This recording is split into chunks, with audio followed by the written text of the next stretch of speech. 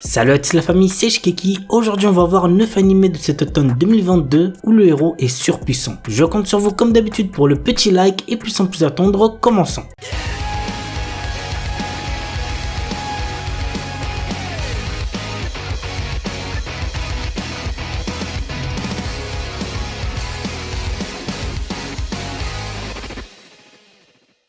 On commence avec Blue Lock, Coupe du Monde 2018. L'équipe de football du Japon est éliminée en 8e de finale. Ce nouvel échec incite l'Union japonaise de football à fonder le Blue Lock, un centre de formation révolutionnaire rassemblant les 300 meilleurs attaquants lycéens du pays. L'objectif du coach du Blue Lock, Jinpachi Ego, est clair. Détecter l'unique attaquant qui écrasera tous ses rivaux par son talent et son hyper individualisme. Pour Yushi Isagi, notre héros, joueur bouillonnant encore inconnu, il n'y a pas d'alternative. S'il veut survivre au programme hautement sélectif qui l'attend, il devra abandonner le jeu collectif et se transcender pour devenir l'attaquant ultime. L'anime a pour genre action, drame, psychologique, shonen et pour thème football, sport, tournoi.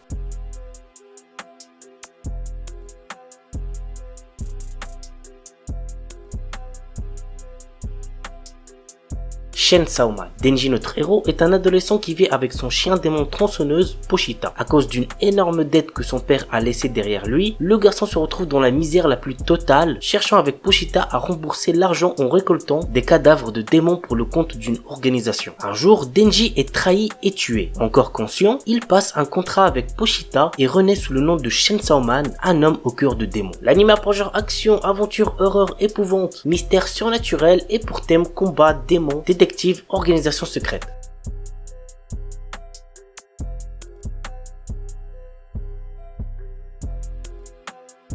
Passons maintenant aux suites et on commence avec Bleach Thousand Year Blood War. La Soul Society commence à remarquer qu'un grand nombre de holos sont tués dans le monde des vivants et que des personnes du Rukon ont disparu. De son côté, alors qu'Ishigo aide l'actuel Shinigami de Karakura, il tombe sur un rencard du nom de Ebern Asgiaro qui s'enfuit après avoir tenté de lui voler son bankai. Pendant ce temps, Yamamoto rencontre un groupe d'hommes masqués appartenant au Wanden Rage, un groupe de Quincy qui leur annonce que la Soul Society sera détruite dans 5 jours.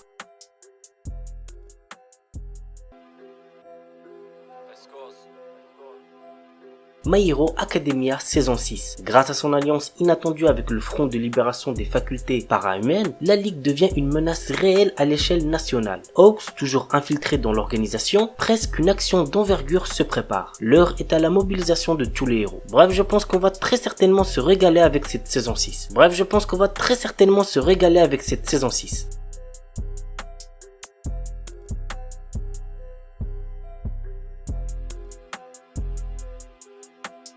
La saison 3 de Mob Psycho 100 que j'attends aussi impatiemment.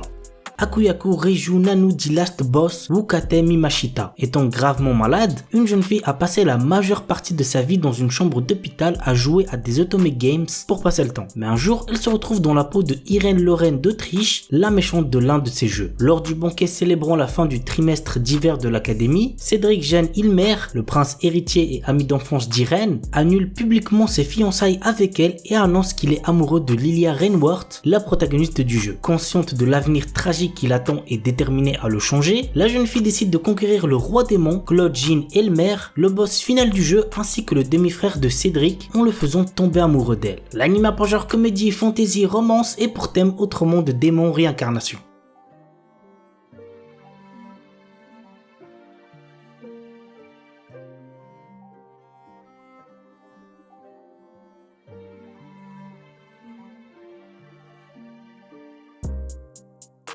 The Imminence in Shadow. Les grands héros et les méchants diaboliques sont le genre de personnages que les gens ont envie d'être, mais pas Sid Kaginu. Il aspire à devenir le véritable cerveau derrière tout cela, à tirer les ficelles et à faire en sorte que ses machinations dirigent toute l'histoire. Dans sa vie antérieure, il n'avait pas pu atteindre son objectif. Cependant, il va désormais renaître dans un monde de magie et montrer la véritable imminence de l'ombre. Alors que Sid prétend n'être qu'une personne dans la moyenne, il recrute des membres pour sa fausse organisation nommée Shadow Garden, dans le but de faire tomber le faux mystérieux culte qui se cache dans l'ombre. Grâce à de nombreuses improvisations, Sid dirige sa fausse organisation contre l'infâme et pourtant étonnamment réel culte de Diabolos. L'anime a pour genre action, aventure, comédie, ecchi, fantasy, shonen et pour thème outre-monde, harem, organisation secrète, réincarnation. Il est déconseillé aux moins de 16 ans puisqu'il contient beaucoup de violence.